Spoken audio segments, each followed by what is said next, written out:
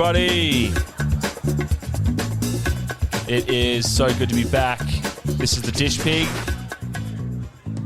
where we go on a journey of discovery in the food and booze world. I'm your host, Nick Sherry. This week, we're talking marriage. We're talking marriage and wine, more specifically. Husband and wife team, Sam Coverdale and Emma Phillips, they've been non-stop since 2006, having established multiple businesses across farming and vineyards, winemaking, restaurants, accommodation, and even a fashion boutique. Most notably, they're known for Polperro and Even Keel wines and many little bar and bistro. So I headed down the stunning Mornington Peninsula, about an hour south of Melbourne, to chat and get some marriage advice. Sam, Emma, thank you for being here. Well, thank you for welcoming me into your restaurant here. We are sitting at the bar in Many Little. Beautiful, kind of crisp Friday morning down the Mornington Peninsula. I usually start by asking the guests what was the last thing they actually cooked for themselves. So what was the last thing you cooked in the kitchen? Last night, discounting toast this morning. Well, look, it can be toast. If you want to go a bit more adventurous, you totally can. So working back last night, just did a little pasta with penne, prosciutto, mint, chili, bit of lemon rind and peas. Oh, nice. A bit of lemon rind in the pasta. Yeah. Very nice. Just like, finely grated, on... Yeah, exactly. And the prosciutto cooked like first crispy and then put aside, and then the second lot of prosciutto with the pasta through the fry pan. Ooh. Yeah. And I assume, Emma, you got to taste this. I did get to taste it, yes. Do you share the cooking in the household, or? I tend to do the bulk of it. Yeah. Falls on you. I guess we should say you are husband and wife. Mm. We are. And how did you guys meet? Like, what was the love story? We were in Sydney, so I'd been living in Sydney for a number of years and was in a circle of friends from Brisbane. Somehow, when you are in Sydney and you're not an original Sydney-sider, your circle of friends are from other states, and so I had a large network of Brisbane friends, and Sam had been travelling winemaking for years and came back and was out one evening, and we just happened to meet, yeah. Random. Very nice. And, how did, how was the courting process? How did it all go? Awkward. Very awkward. Took him about a month, I think, with banter back and forth, really saying nothing before he even asked me out. Jeez, it sounds like Sam's pretty lucky to have even, even got you in the end, Emma. There's not much else out there. Oh, right. No. And so we should, there's a lot to kind of, I guess, cover when it comes to, where you both are today in terms of, the multiple businesses that you've managed to start and run and have going down here on the peninsula. But Sam, I guess we can maybe jump in with you. Polperro Wines and you as a winemaker. When were you, realizing as a young man that that was the direction that you were gonna take? It's something. Even when I was at school age, I always wanted to become a winemaker, and I don't know why that. Because I grew up in northern New South Wales and Queensland, and not wine regions at all. Right. But I think I was really keen on doing something that just touched all areas. So from humanities, science, agriculture, art, PR, people, and now food. And you couldn't get another industry like the wine industry. Then you mix it with restaurants and bars, and you've got it covered. I mean, we've now got fashion. So right. I think it's a lifestyle. Of course, there's a lot of work behind the scenes, but it's something you never get bored with. So you're in high school in Queensland or northern New South Wales, and you knew that was like I'm going to leave school. I'm going to study at university in order to become a winemaker. You just knew it from the beginning. Yeah, I did. And look, I think I approached like the school counsellor then, and I said, look, everyone was going off to do their normal work experience things, and I said I wanted to go to the Hunter Valley. And so I went to Tyrrells and was really welcomed very well by a guy called Andrew Spinazzi, who's still the winemaker there. Just fell in love with it, and obviously didn't jump right in, sort of flirted with things and sort of went around the path, travelled a bit, did sort of business, commerce, and thought that might be a go. But as soon as I walked into the office at Canary Wharf in London, I knew that was definitely not the case. Right. And walked straight out.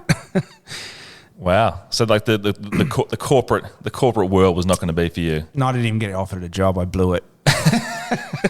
blew it on purpose, maybe? I think so. Sabotage. And even, I mean, so your family, when you kind of told them that this is what you wanted to do, I mean, were they, what kind of industry did your folks come from? Medical. So, okay. Right. Yeah. So drank a lot of wine. But like anything, they're always nervous for your kids when it's outside something that you don't have experience in. So it took a long time to get them engaged in it, but I didn't care anyway. So yeah. But they were supportive once you got going into it. And how about you, Emma? I mean, we'll probably jump back and forth a bit, but and then we'll kind of get into the depths of the individual businesses themselves. But your path that's led up to here, like when if you're at school, you're thinking about what's going to be what's life going to look like after you leave. Yeah. What were you thinking at the time? I definitely didn't have the same clarity that Sam did, that's for sure. I think I wanted to be a vet, so far from where we've landed now. Yeah. And then coming out of school, I fell into hospitality and then HR, and was in a hospitality recruitment company for a number of years. Oh, okay, right. And then went down a recruitment path that sent me a little bit broader than just hospitality, but had a hospitality recruitment company for years. And then moved across to Seek, online job boards. So we've been with Seek for the last 14 years in the sales director capacity, and then came back down here and back to the hospitality roots. So you were always kind of, hovering around it in a way. Yeah. I love the industry, so yeah. I think your natural instincts sort of take you back to that path. I remember when I met Sam, I'd always said, and prior to knowing that he was a winemaker, that my dream was always to live on a winery and have a winery. So it was quite random, really. So when you guys met, so what were you doing at the time, Sam? I was a bit like just a complete nomad. So I'd just really doing work in the Southern Hemisphere, then going over and working as a winemaker in Europe. Okay. And just keep going back and forwards. I sort of was flirting with the idea of starting my own label. And it was around that time when I met Em, which is like mid-2000s. So the wine industry in Australia was just booming. And the wines were also in that change where it became very corporatized. So that was when all the big businesses and the money was going in and buying all the family wineries out. Okay, yeah.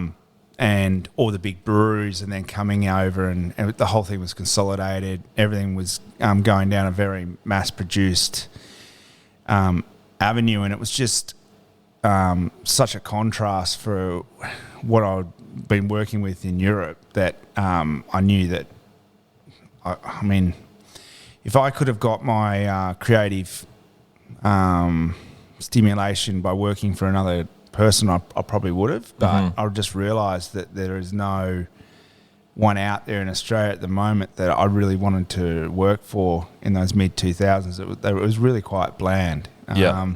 And I really was planning just to go back and take more of a full-time role because I had a European passport. So I was actually thinking of going back and basing myself back in Europe. And then I met Em, and we just hit it off, drank lots of wine and a lot of wine and out eating all the time, and just was in such sync with everything. And she just used to love throwing dinner parties, and it was just, it felt right. And one thing led to another. I think Em got another promotion and a transfer down to Melbourne, and she was always talking about this region, Mornington Peninsula. And I came down one day because I'm also love my surfing. Oh, okay, yeah. And I brought my board down with me, and then I just said, "Holy hell, this is great." Just seems like a match made in heaven. And I never went back to Europe, and I stayed here since then. So.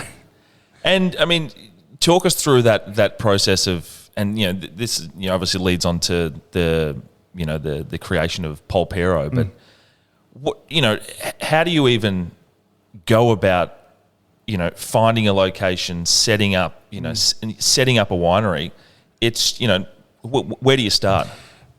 Yeah, so if I took one more back step, we spent a year or so in Sydney.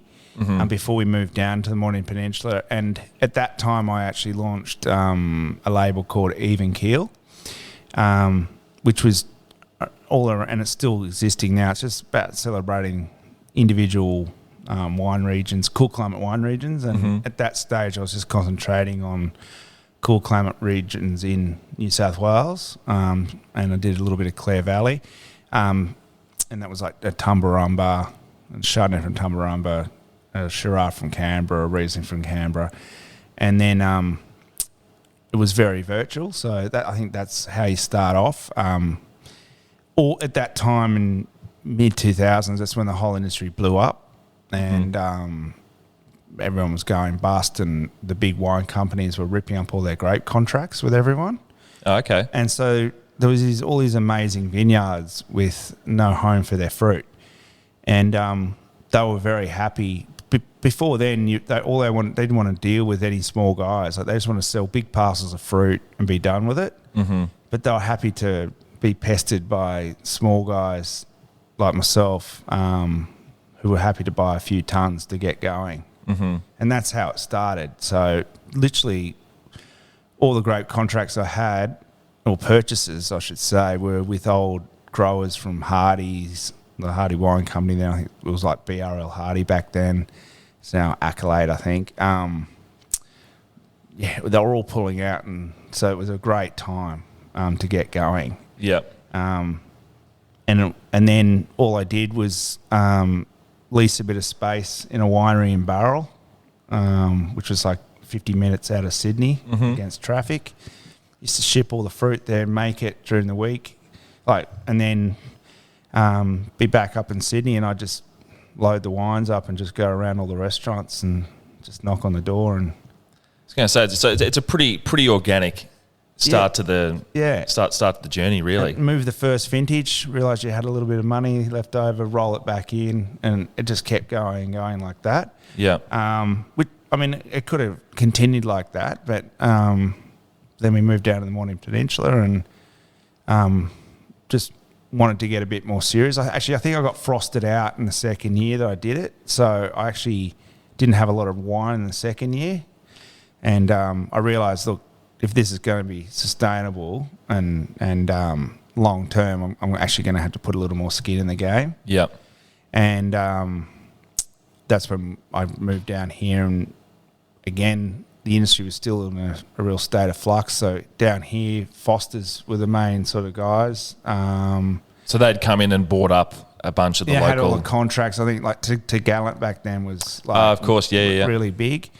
But they were reneging on a lot of their grape contracts. So I literally just approached the local Vineyards Association here when I first moved down and just put an advertisement out, like young winemaker about to buy a tractor. Wanting to lease vineyards to make my own label, which we've then decided to do Polperro. So that was sort of our little connection, our label together. And I had like 6 or 7 unbelievable vineyard sites to choose from. And Wow. I only took 2, and in hindsight, I wish I grabbed all of them, but I couldn't afford it back then. Yeah. Which is only 10 years ago, but Why would just stepping back a second? So why were a big conglomerate like Foster's? Why were they tearing up those contracts? And there's a disconnect in the wine industry from the accountants and I guess real wine people, where you make a wine and it's sold over a few financial years. Like you incur costs.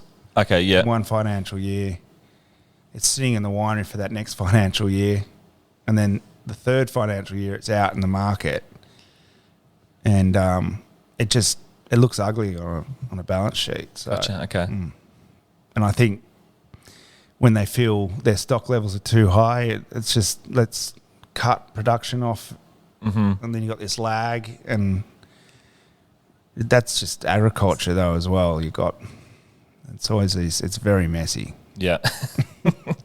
But right time, right place. It sounds like. So so talk us through, getting Polperro off the ground and just kind of establishing yourselves, because it's one of the better known wineries down on the peninsula for sure. I mean, speak to anyone, they know about it and they've been there, and but what did it take to kind of really get things going there and growing into what it was today? Maybe if we take a couple of steps back, originally, when we first came down, we bought our home vineyard and farm that we live on. And for years we tried to get the cellar door on that property. So that was a challenging journey, and in the Greenwich zoning it just became apparent that wasn't going to happen. We were never going to get the licensing required through. And so we started looking around at other properties that had appealing licenses that was going to allow us to facilitate what we wanted. And that property at the time was the Vines of Red Hill. And so we approached them and spent sort of 6 months in negotiation trying to get that across the line, and find there were 2 different owners at that point. One owned the land and the accommodation, and a business had a lease on the restaurant, and that's where the liquor licenses sat. We got that across the line, and then we spent 6 months working with a beautiful designer, Hector Guthrie, who we've worked with on a number of projects. Yep. Really trying to turn it into sort of the dream and the feel that we had inside. And then years and years of hard work. I think that property needed a hell of a lot of love. It certainly didn't look like what it did now, and it was years of literally us on the tools all day, every day, cleaning it up, giving it a bit of love, and then building a brand around it. So the wine brand obviously is the jewel in the crown, but in terms of the home, that's the home story, how we got there. And then the wine story is Sam's story. Yeah. It's incredible how these pieces have all kind of come together, and both of you bringing your certain element and your skill set to growing this. Quick question about when you were negotiating and trying to find the property, was there ever a concern from a winemaking standpoint that a particular parcel of land is going to produce a different kind of fruit, or is it pretty consistent across this part of the peninsula? No. It's actually what I'm all about, like on the peninsula in particular, is about expressing an individual's vineyard site. So every vineyard has its own character, and that's what you want. So I think we're now got 7 or 8 vineyards down here that we do all the full management on. Some we own, some we lease. And that was never a concern. And as soon as I went on that property, you get a feel for it. And it's hard to, it's just a vibe. You just know that it will be good. Yeah. You just kind of walk out and you just, close your eyes and you're like, yep. Oh, you can feel the sun. I've got a feeling. Yeah. It's just when you look down the vines and you can just feel the arc of the sun, like in each stage of the day. And but that property, first and foremost, at the beginning, there was actually quite a hard-nosed commercial reality to it. We're at that stage, like the business, the wine business had grown a lot, but I was starting to sort of cap out in terms of what I could sell domestically without having to go and do a deal with the chains like Coles or Woolworths and that. Okay, and Vintage Cellars and Dan Murphy's. And I was at that stage where I might have had to go down that path because I was just having a little too much wine to move safely without damaging your brand. And it was at that stage, look, we really need to get a cellar door going. I want to be able to tell my own story, our brand, our wine story. And the best way to do that is obviously a cellar door. And then an extension of that is creating the experience around that food and with food and wine. So that's when we got to the restaurant. And that's what this property had. It had licensing, cellar door, restaurant, and it was that sort of grown up step. So from starting as a virtual winemaker, as you develop and you've got a little more cash flow, you just take more skin in the game as you go. Yeah. And that was sort of like one of the major steps. And to be honest, that's where it really took off. So when the food element came into it, and the restaurant, the cellar door, and just the brand connection, it's been amazing. Did you have an idea of what type of food you were going to have on offer, and how did were people approaching you, chefs approaching you, or were you kind of on the hunt for someone to come in? We did. We always wanted, and I think it comes down to why we needed that offering. I think people want to understand and feel and touch and remember a home of a brand.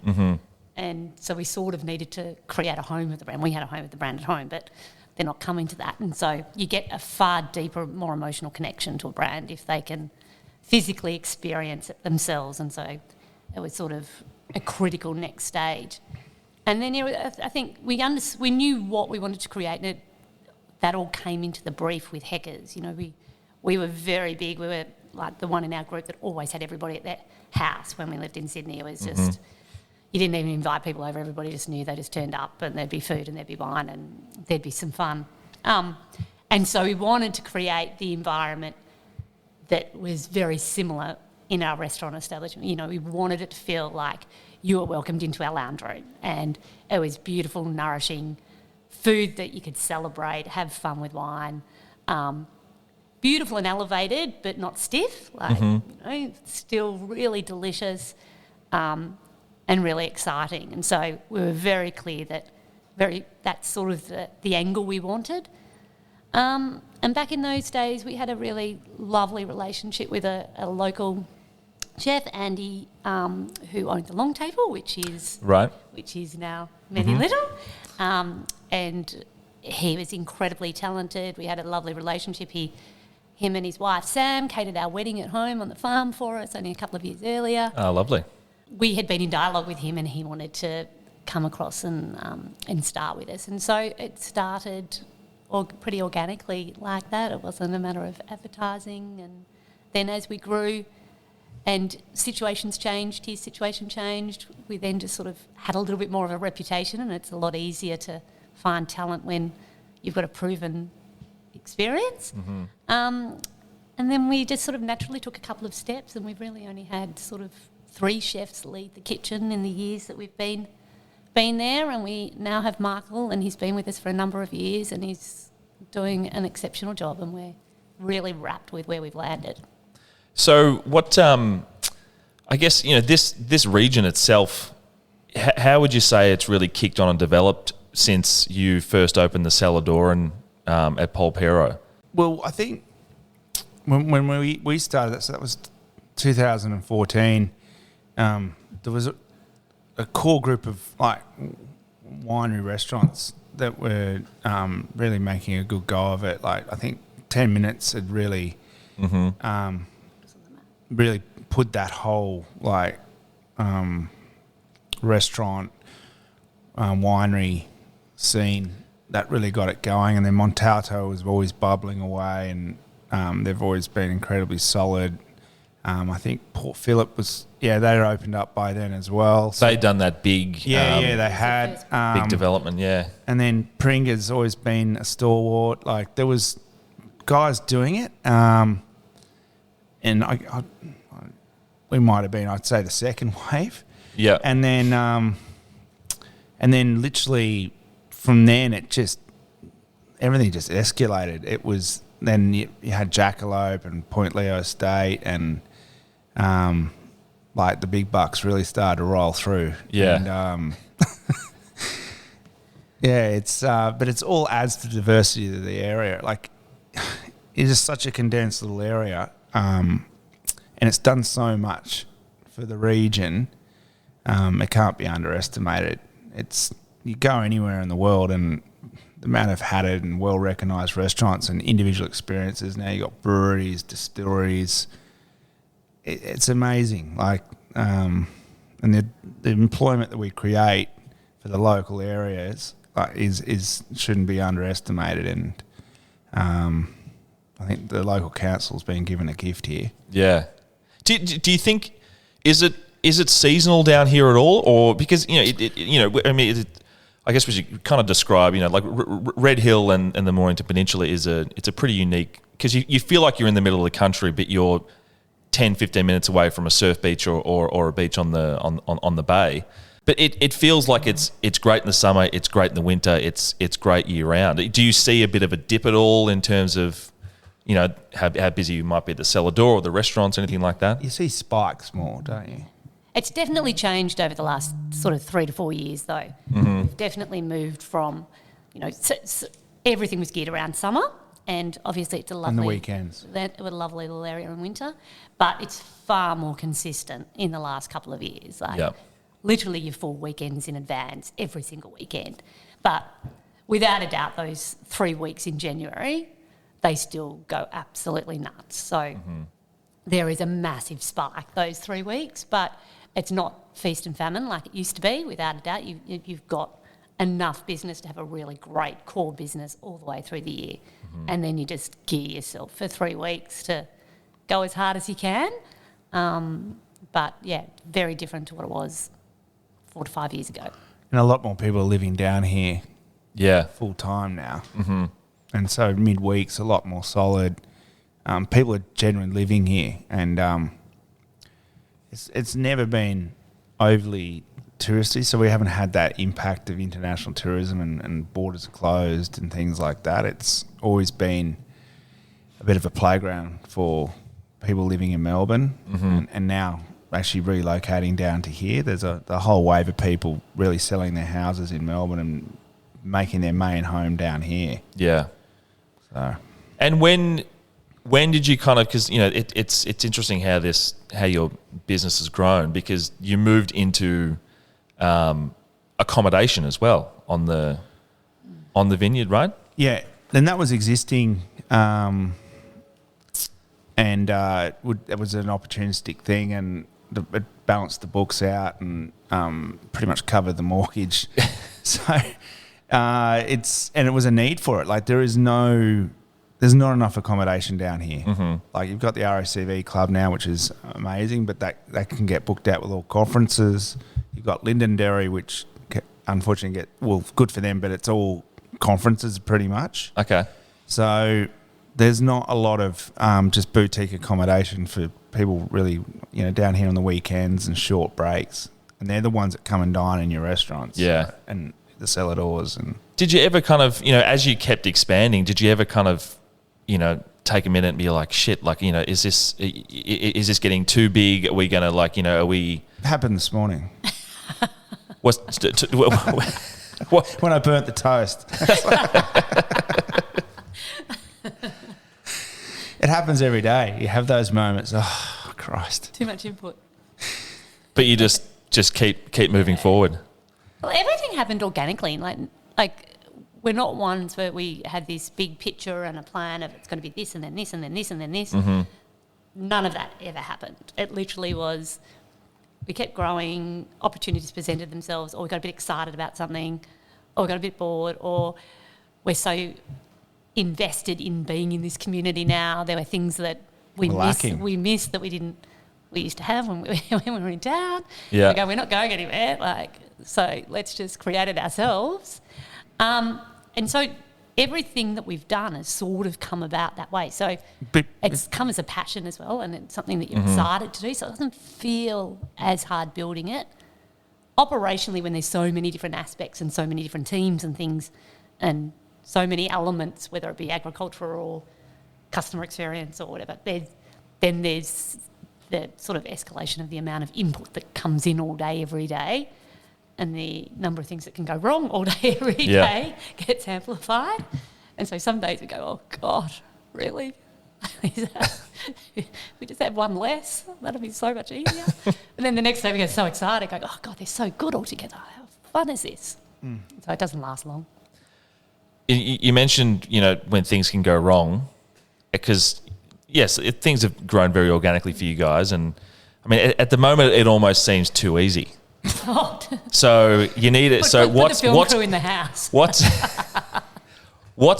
gone wrong over the years? Like, is it anything that's fallen over or backfired, or you've had to deal with? Nothing major.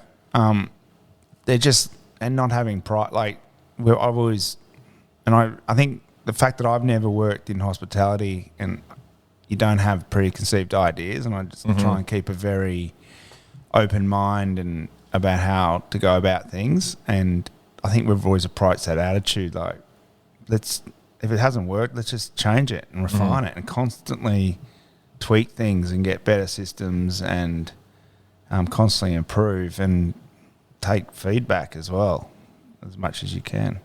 Have you had it? I love asking people about criticism, especially from customers here and there.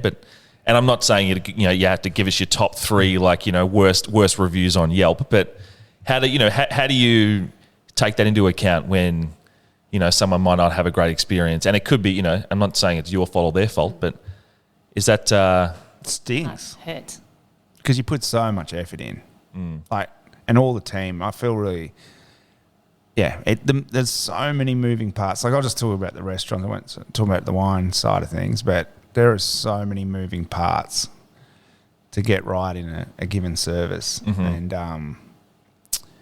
people just put so much effort in, and it hurts. Like, you don't go into a doctor's surgery and go, "How did you miss my ingrown toenail?"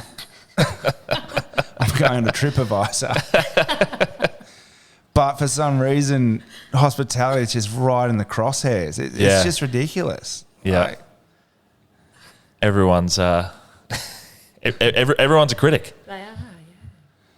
It'd be different if you weren't confident that everyone's giving it everything they've got. And, and regional makes it even harder, talent and teams and building teams and keeping teams engaged and motivated is hard in this industry regardless, but throw a regional sort of lens over it and that then just amplifies the whole challenge in that aspect. And as Sam says, there's so many different elements go into putting a $25 dish in front of somebody, and the amount of judgment on that dish is sometimes mind-blowing. And it does really, you try and stay neutral and go, it's all right, if we've done our best, that's all we can do. But regardless of how much you train your mind not to let it hurts so much all the time, even the tiniest little thing. I think how did that happen? Yeah. How did we get here? What were you going to say, Sam? It'd be similar. Most other restaurateurs or chefs and people, it's the same. If they really care, and you don't ever get used to it. And what about last year, 2020, the year that everyone wants to forget? Yeah, look, we'll start with the positives. It actually, I think you were touching on it before, where we've had so much growth and so many different avenues of the business, the turnover was good, but there was just so much, money slipping through our fingers, and we just had so many clunky systems in place, which, we quickly hobbled together to go for the next stage. But this gave us a real time to actually pull it all apart and actually really nail down each element of our businesses and actually get them right. So if this didn't happen, we probably would never have had this opportunity. Like a bit of time to kind of reset in a way and, Yes. We sort of had time to reset, but also it forced you to take any type of emotion out of your business decision-making process and passion out of it.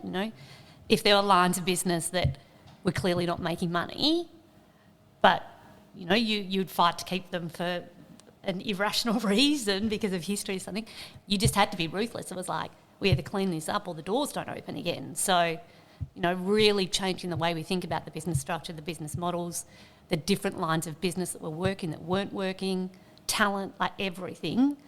It just forced you to be ruthless. Otherwise, you actually wouldn't be able to look after the people that you managed to keep because the doors physically would not open again. Yeah. So, and in hindsight, you're starting sort of not a clean slate. There's some enormous holes that I'm not sure will ever be filled from 2020, but looking forward, we're starting with a much cleaner slate of far more discipline, doing what's right for a good commercially sound business to look after the people, the people that we've got an obligation to look after, not jumping at shadows, not people pleasing and just doing everything everyone asks for in the region.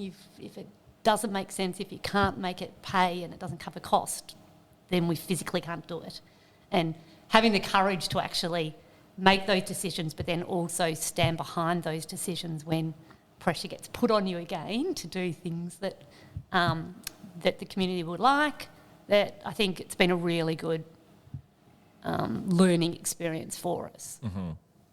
You mentioned, like an obligation to look after, your staff and your people. I mean, finding talent has to be. Is it right up there as like one of the hardest things? Number one. Yep. And I think this is what I'm really excited about, as I'm getting all the restaurant staff, all the chefs in, I think next week, post vintage, so everything's for selling in barrel, because every single one of them over COVID was out in the vineyard. Oh wow! Yep, and they pruned all the vineyards, so it was all pruned by the chefs and waitresses and kitchen hands, office staff, which is amazing. And I mean, some days it was like herding cats, but we got there without too many loss of fingers with secretaries. But it is actually a really special thing to have happened. And I've been lucky I had lunch in there yesterday, and there's just such a connection now with the young girls that are like 20. They know the full story. They know where the vineyards are because they've pruned it. They've just got a more... It just, adds to their overall knowledge base, right? Yeah. Like, as soon as they start talking about, those wines, it's like, well, I was out there myself. I was picking the fruit. None of them want to come out this year, though. It's cold out there in winter. Done it once, been there. Move on. I did ask yesterday. No. No one put up their hand. No. But on your point, talent is without a doubt the biggest issue, but I don't think it's just with us. I think, great businesses are built on great people. So if you don't have great people, you don't have a great culture, you're never going to have a great business, regardless of what you do, what you make, what you sell. So for us, people will always be number one. And I think that's why we made an effort to get whatever employment we could, and hence, like, the only thing that we're allowed to do last year was, obviously, thank God, agriculture was allowed to continue, and we could still sell wine to independent retail and online. That held up remarkably well. Thank God Australians drink a lot. Especially, it's one of those things, I think, through the pandemic and through lockdown. I mean, I've had friends that have all of a sudden got these, beautiful home bars going, like they're talking to me about premium mixes and this and that, and they've perfected their Negronis at home, and I mean, it's seen a real boom for some of these other businesses, which is, you know, one of the good things, I guess, that comes out of, you know, that kind of a situation. I mean, were your online sales, did they spike at all, or was just that? No, we've been talking about getting a wine club going. That's the other thing we got going. So that was on the wine part of it, and then we always wanted to get like down back in where we're sitting here today, Many Little, like it was meant to be, you know, a bistro bar and a larder range. Mm-hmm. That's what these shelves are behind you, and we finally got the olive oil into bottle, which is from the groves on some of our vineyards. We've got like a boutique cocktail range going. Yeah. We got all the takeaway curry packs, which was just amazing. Like that was such a heartwarming thing. Like that was the only social interaction the community really had, was through this window here as people came to pick up their takeaway curry packs. And it was a great thing to be able to have done. So, and looking forward into, over the coming years, I mean, what's on the horizon for you guys, and as you expand your empire, I'll call it. I think it's consolidation of the things that we've got, the growth, or where the focus will be continuing to refine the hospitality offerings and continue to try and deliver incredible experiences and talk about it to more people, so more people actually get to touch it. But the growth will come through the wine business, I think, in the future. Mm-hmm. Yeah. It's like, for me personally, I feel like the wine business has continued on, but obviously these two restaurants and the other elements to it have created that experience and helped amplify the brand. But now Em's fully now, I guess, taken over those hospitality businesses now that she's formally resigned from Seek. She's been in the business now for sort of 18 months full time, and will continue. And I just feel very grateful for that. And I've now can go back and jump into what it really is all about for me, which is the wine business. And that's the wine's being made in Australia at the moment. It's super exciting, and it's only going to continue. So. And I mean, is there still? I mean, in terms of expanding, like, would you be looking for more sites down here, like that kind of growth? I just took on another vineyard a couple of days ago, another up the hill vineyard. So that was sort of taking that down to 20 hectares under vine in the upper hills, like the cooler part. Mm-hmm. In the process of putting in another sort of 25 acres down in the warmer part of the peninsula, with quite a few different varieties. So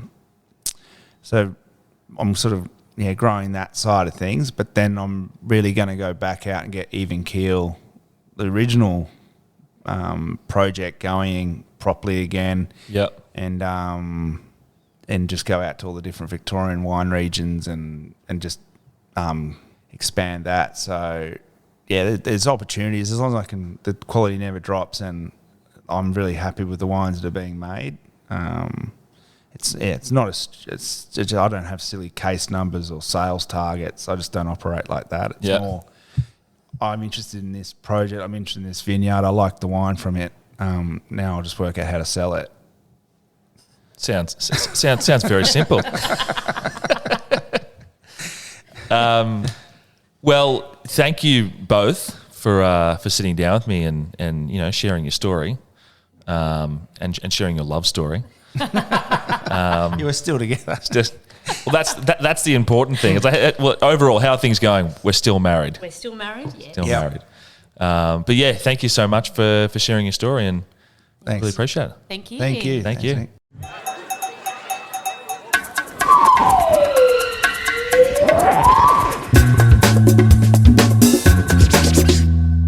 G'day, guys.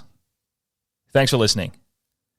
If you have an inspirational culinary story or know someone that does, and you'd like to hear it featured on The Dish Pig, then send us an email to ask@dishpigpodcast.com, or send us a message on Instagram at @the_dish_pig. See you next time.